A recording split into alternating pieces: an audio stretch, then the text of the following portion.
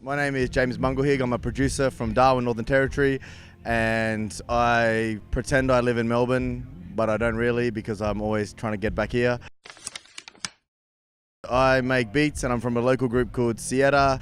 I work with heaps of different artists, including some playing here tonight and some hopefully getting awards at the Nimas, Briggs, B2M, basically the Skinny Fish music family. I feel like the scene is just kind of, it's good because it feels like a lot of people are hungrier at the moment, and I think that's really good. And I think the way that the world is in general with the internet, blah, blah, blah, the quality is sort of hopefully getting raised. And I've got a big passion for particularly sort of the Darwin scene as far as like the hip hop and soul and stuff that I really love, for that quality to keep getting stronger. And I think that some of the bands here tonight, for example, B2M, that's one of the bands where I think that they've kind of tapped into something that's really at an international quality. That's, it's got banging beats and beautiful vocals and great instrumentation, and I hope to see more of that stuff.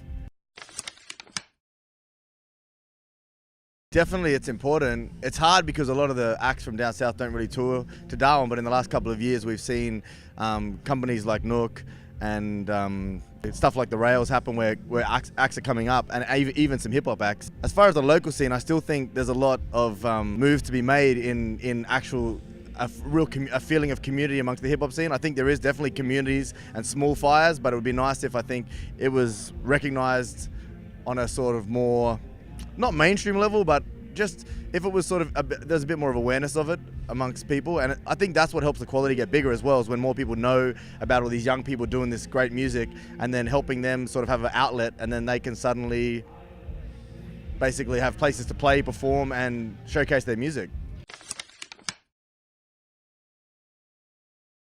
You can sort of get in touch with anyone you want now. People can get in touch with me. You can find people easily. Like, for example, like Zane Francis, the Unearth winner who won today, like I heard that he won the Nimas Unearth competition. I can straight away log online and hear his song and write down, 10 ideas for it that I have. And I guess you couldn't have done that sort of stuff 10 years ago. You had to wait for a tape to come in the post or something.